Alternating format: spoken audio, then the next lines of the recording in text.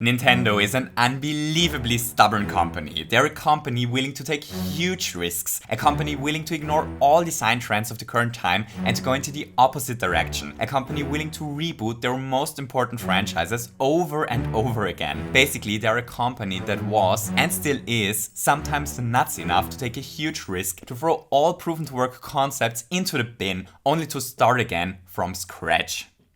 And sometimes those huge risks turned out to be insanely influential. Sometimes those risks not only led to tremendous successes for Nintendo, but even changed the way we think about games in its entirety.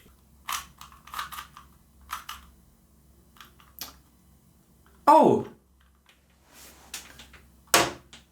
Hello everybody, so nice to meet you again. You still look amazing. So, it's our second gathering actually, isn't it? Second gatherings are always a bit weird, aren't they? Like, you know, the first gathering, everyone is giving their best and is like only showing their cookie sides. And then the second gathering comes and, you know, that's when you usually learn like that they aren't as funny as you thought they were, and that they haven't read the book they talked so much about to you, and that their shower is broken, and that they can't stop to goof around about the silly pan joke even though it was only mildly amusing the first time around, and that they have way more cats than any person should reasonably have. You know, it happens.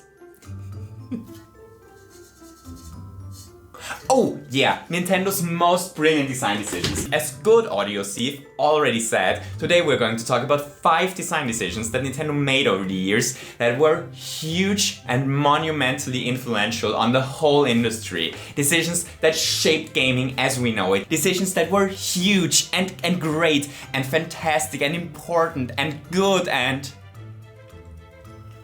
I'm obviously running low on superlatives. So are you ready? Let's do this!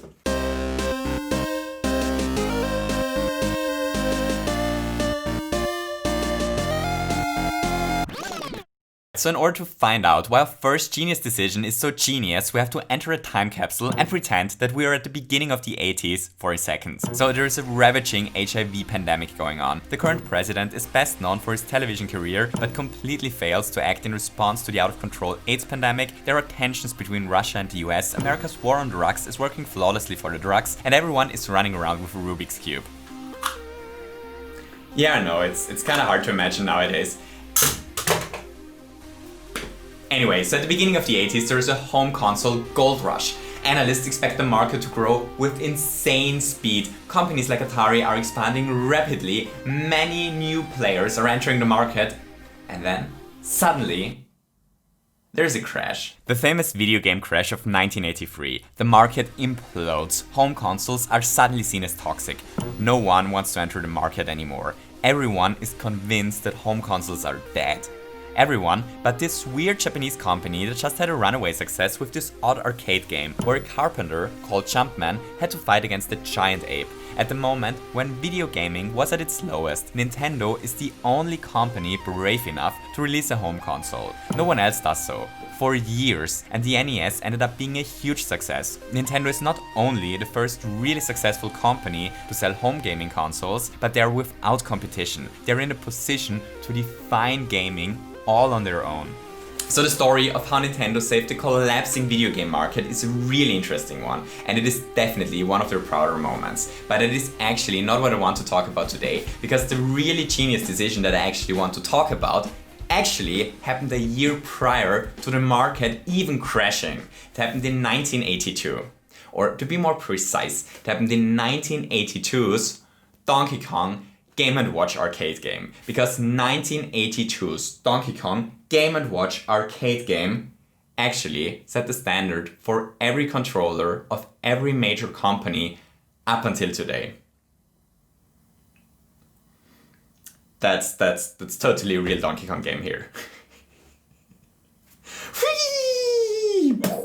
So there are certain things that we nowadays take for absolutely granted with gaming controllers. The way we move a character is on the left. The main buttons with which we interact with the game are on the right. The right joystick controls the camera, aiming is usually mapped to a shoulder button, and so on. The Switch Pro controller, the Xbox controller, the PS5 controller, they all basically feature the same buttons that basically every game uses for the exact same things. We all have gotten used to this controller layout and to the conventions on how the buttons are used. You know, no one releases a game where the left joystick controls the camera and the right joystick is used for moving around. Okay, so let's hop back into our time capsule and let's take a look at how controllers looked like leading up to the video game crash of 1983.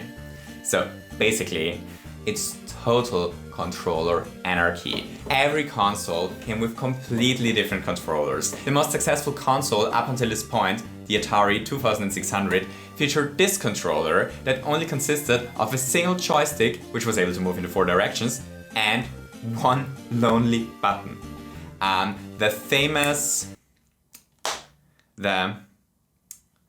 What's it called again? The famous, give me a second.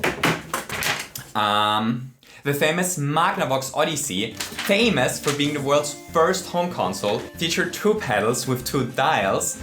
Then there were those weird color TV console thingies that only came with a pre-installed set of games that either also featured 2 pedals with dials or 2 detachable pedals with dials. Those are so weird. I wonder who made those again.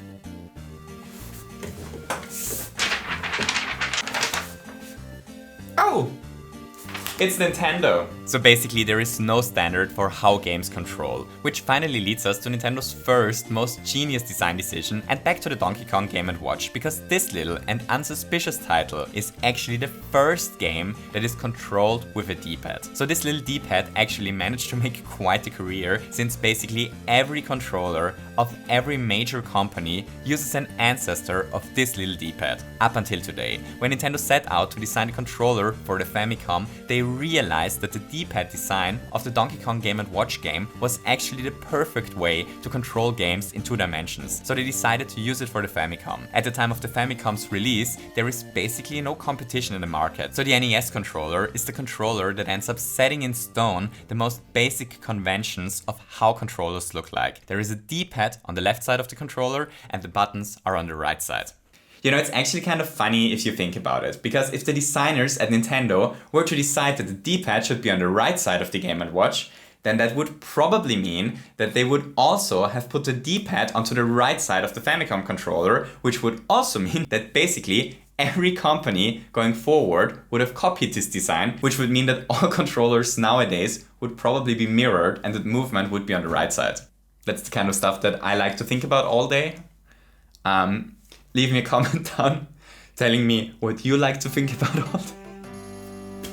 Anyway, so that's how influential the decision to use a D-pad for the Donkey Kong Game & Watch game ended up being. Which brings us to our next really genius decision that Nintendo made. Okay, so this time we have to travel to the year 1996. 3D games are booming. The N64 and the PlayStation 1 are the first home consoles that are realistically able to render stunning 3D graphics, but the jump to 3 dimensions also comes with its own unique challenges, especially for third-person games, because no one has really figured out on how to do cameras in 3 dimensions yet. The best thing that developers have so far are tracking cameras. So what are tracking cameras? Well, tracking cameras are cameras that are basically glued to the back of the character that we want to control. We can see such a brilliant tracking camera in action in 1996 Pilot Wings, which was a Nintendo 64 release title. Basically, the camera and the character always move together. The camera just mimics our movement and always shows us the game from exactly behind our character. So here's the thing about tracking cameras. They're bad. Like, they are really, really, really bad. They always make us change our view in the room whenever we want to turn around our character. They feel horrible to control. So during the early days of 3D development, certain genres simply were limited by the available camera tech. Platformers, for example, really suffer if the camera is glued to the back of our platforming hero of choice and drastically limit the design space available. The original Crash Bandicoot, for example, features not a single level with free roaming exploration. The camera there is either fixed or it is tracking Crash, so tracking cameras are really bad for open exploration. But there aren't really many other options aside from a couple of experimental games. And then the Nintendo 64 releases, alongside Mario 64. And Mario 64 is the first major game that drops the horrible tracking camera and instead features an interactive camera. Mario 64's camera system was revolutionary for its time, because in Mario 64 the camera is no longer glued to Mario's back, but instead it intelligently interacts with the terrain. The camera is aware of its surroundings and it adjusts itself to get the perfect shot of the scene the same way a person would do, or in this case a camera carrying Lakitu. One area where the tremendously intelligent camera can be seen is at the beginning of Whomp's Fortress. I'm not manipulating the camera here, so at first the camera is directly behind us, but as soon as we come to the stone wobbles that try to kick us to our doom, the camera moves to our right to give us a better view over the entire scene.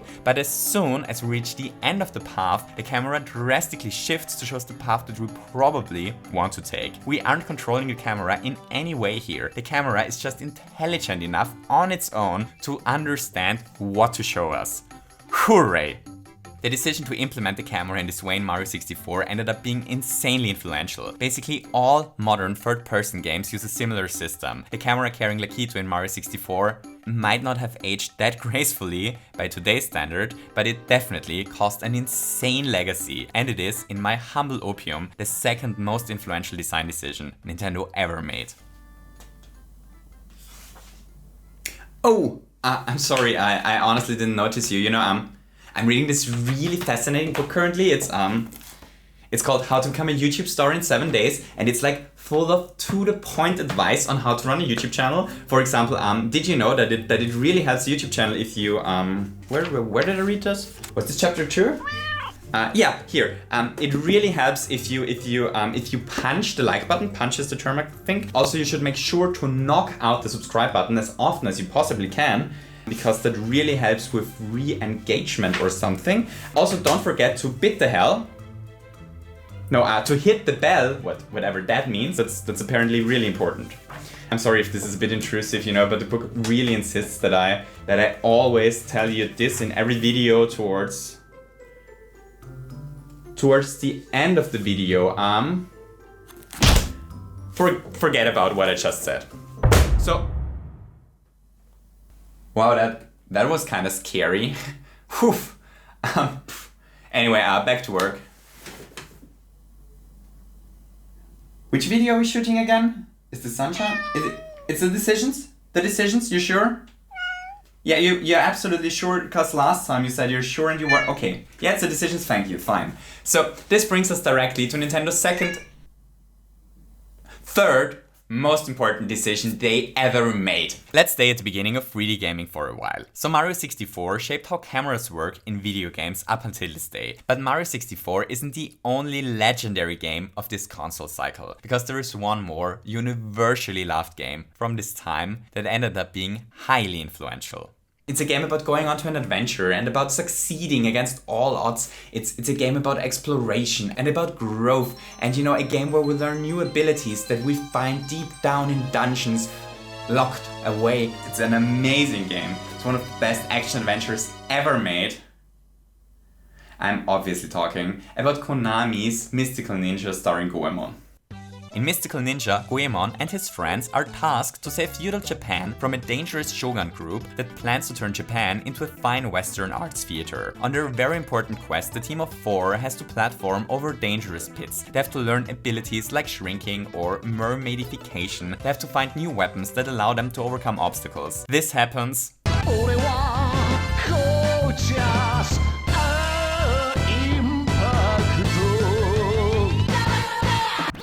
Mystical Ninja starring Goemon is an unbelievably great action-adventure game, and it is a game that a lot of you wonderful ladies and gentlemen probably never heard about, since the game only sold about 50,000 copies in the US. So I actually played the game shortly after release, and when the game released, it honestly was the best action-adventure out there. I mean it, by the way. It is a truly fascinating game, and up until this day I have never played anything like it again. But it isn't without its flaws, which brings us back to the actual topic of this video. Also shout out to Tarosan from World of Longplays, who recorded the beautiful footage we're currently watching. So Goemons Problem is its combat system. Combat in Goemon works something like this. We press the attack button and then there is a damaged state in front of us for a second. If an enemy happens to be inside this damage zone where our attack spawns, then the enemy takes damage. So this type of combat system is typical for early 3D games, and it is sadly a really bad way of implementing combat in 3D. The huge problem here is that the direction we move to is tied to the direction we attack to. So if an enemy tries to hit us and we dodge the attack by walking away, then we not only dodge the attack, but we also change the direction we would attack to. Because movement changes orientation and our orientation changes where we attack. Hua! Misha!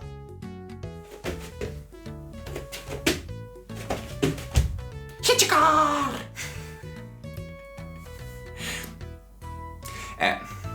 A real sword fight just doesn't look like that. I mean, I presume that that's not what a real sword fight looks like. I mean, honestly, what do I know? I mean, I've never been in a real sword fight. Actually, I don't think that I know anyone who ever was in a real sword fight. Anyway. So Goemon's combat always ends up feeling a bit weird, which is typical for games of this era. It took game developers almost an entire console generation to figure out how to design combat in 3D. The game that really revolutionized how combat in 3D works got released a year after Goemon. And this game is of course Ocarina of Time, which brings us back to the third most influential and brilliant design decision Nintendo ever made, the set targeting in Ocarina of Time. Combat in Ocarina does not work like it did in so many games, like Mystical Ninja, before. Instead of changing our character's orientation when moving, Link's orientation gets locked onto an enemy as soon as we hit the set button. Link now always faces the enemy. If we press to the side, Link does not turn around, but side strafes to the left instead. Pressing back makes Link get more distance to the enemy instead of making him change orientation. And pressing attack, well, attacking will always attack into the direction of the targeted enemy. So Ocarina of Time famously turned out to be quite an impressive game, but the set targeting ended up being its legacy. At least in my opinion. The God of War reboot, all of the Souls games, pretty much every game that has any kind of lock-on mechanic uses an iterated version of Ocarina of Time set targeting. In my humble opinion, this design ended up being one of Nintendo's most genius moments, which brings us to the fourth most important design decision in Nintendo's history. Okay, so the year is 1995. Yoshi's Island just released on the Super Nintendo. O.J. Simpson was just found to be not guilty, and Toy Story is running in the cinemas. Braveheart wins Best Picture, and I need a freaking teleprompter. I always tell you I need a freaking teleprompter. Why does nobody get me a freaking teleprompter? There's just so many words. Do you know how many words those are? I can't remember so many words. Someone buy me a teleprompter. Wins Best Picture, and Sony, well, Sony just released the PlayStation 1, and Sega just released the Sega Saturn. So, the Sega Saturn and the PlayStation 1 are much more powerful than Nintendo's aging Super Nintendo. Nintendo is about to also release a new console, but they have to figure out a way to really distinguish themselves from their competitors. So there is a bit of a theme with today's silly little video, and that is that a surprising amount of my subjective Nintendo's most brilliant decisions list takes place at a similar time, and that is at the beginning of 3D gaming. The switch to 3D just confronted tons and tons of developers with problems they never encountered before. It wasn't possible to take a look at how other games solved their camera issues, or at how other teams tackled close combat in 3 dimensions, or enemy design, or, platforming physics. There was just nothing. No conventions, no traditions, no best practices. There was just a ton of creativity and tons of problems to solve. And the way Nintendo approaches game design just really lends itself to them finding genius solutions for exactly such problems. Nintendo usually always puts play first, how something controls, how it feels to interact with, if it is fun to play it. That's the stuff Nintendo usually tries to get right at first, and then they work onwards from there. And this obsession of systems being fun on their own is, according to my tiny conspiracy theory, the reason why they were able to make so many game-changing decisions in such a short time frame during the shift to 3D gaming. They didn't just glue a camera to the back of Mario just because it is the easiest way to solve the problem. They actually spent hours over hours thinking about different ways how a camera could work until they came up with the design that is used in Mario 64. They didn't just spawn a damage area in front of Link once he swings his sword and called it a day, but they actually really thought about how a sword fight looks like in real life and tinkered with ways to emulate this until they had the set targeting. They didn't simply copy the controller design of the SNES, a design they invented in the first place, and a controller design that everyone in the industry was copying at this point, but they sat down and tried to really think about the best way of inputting movement in 3 dimensions. And the solution they came up with looked drastically different than the old Super Nintendo controller. Which leads us to Nintendo's 4th brilliant design decision that ended up being insanely influential: the Joystick Gamble. So that's something that is often forgotten nowadays, but the Sega Saturn and, more importantly, the PlayStation 1 both released with controllers that did not feature a joystick. Both simply copied the button layout of the SNES controller. You know, a D-pad on the left, some shoulder buttons, a bunch of buttons on the right, and 1 or 2 in the middle. It's the layout Nintendo established first with the Donkey Kong Game & Watch game, and later with the NES and Super Nintendo controllers. They just copied this layout because it obviously worked great so far, without understanding that 3D games are going to require totally different forms of input. Nintendo, on the other hand, was willing to really look into this and came to the conclusion that a 360-degree joystick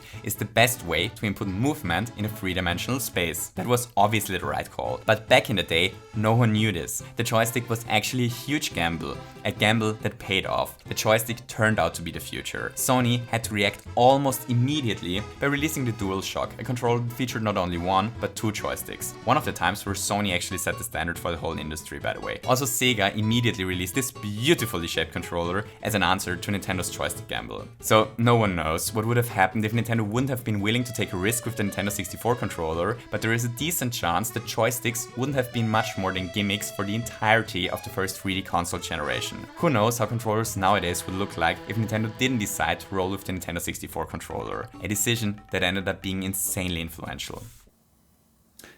So, here it says that I have to share at least one personal detail about my life with all of you per video because it helps with paranormal relationship building. Cool. So I actually read that already a couple of days ago and I was like, what to share with you. You know, my life honestly isn't that exciting.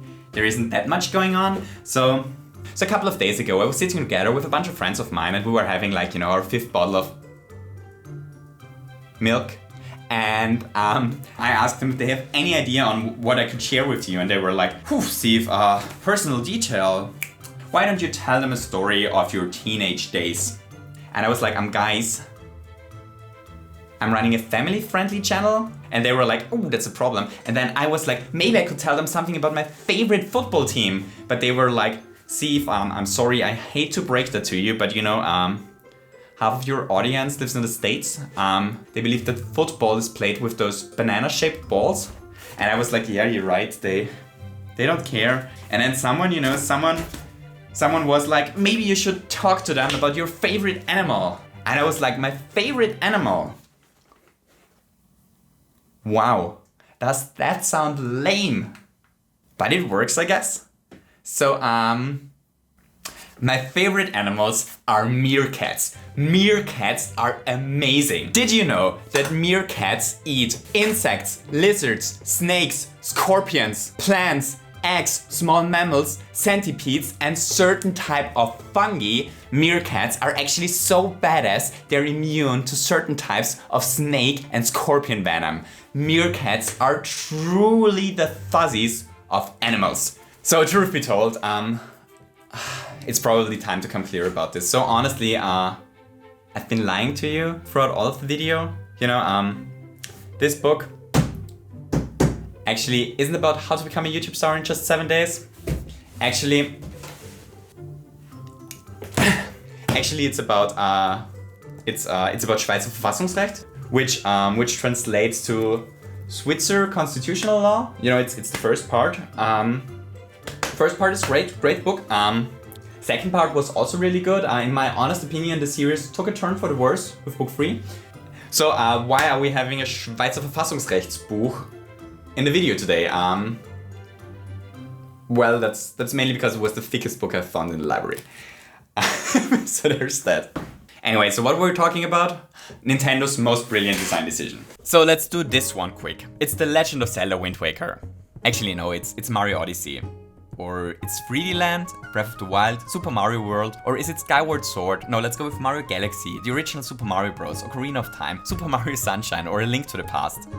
Or, you know, it's actually all of the above. The one thing that I find the most impressive, not only about historic, but also about present Nintendo, is their willingness to reinvent the Zelda and Mario franchise, especially with the 3D entries. After Ocarina of Time, Nintendo had a 3D Zelda blueprint ready. They could have gone ahead and released an Ocarina of Time like Zelda every couple of years from then on, but they did not. Instead we got Majora's Mask, which is a fascinating little game and brutally different to Ocarina of Time. It's still undoubtedly a Zelda game, but it is a different kind of Zelda experience. Wind Waker drastically changed the art style. Nintendo actually got a ton of backlash when they revealed the game for the first time, but they did it anyway. Since then, every major Zelda game has had an entirely different art direction. With Breath of the Wild, they not only changed the art style, they also completely shook up the Zelda formula, and they actually revolutionized the way open world games are designed. After Mario 64, Nintendo did not put Mario into another castle for the sequel, where he had to explore another 15 paintings, but they gave him a speaking water jetpack and had the game take place on a tropical island. For Galaxy, they scrapped all of this, drastically changed how Mario controls, and had the game take place on weird planetoids before they tried something more along the lines of 2D,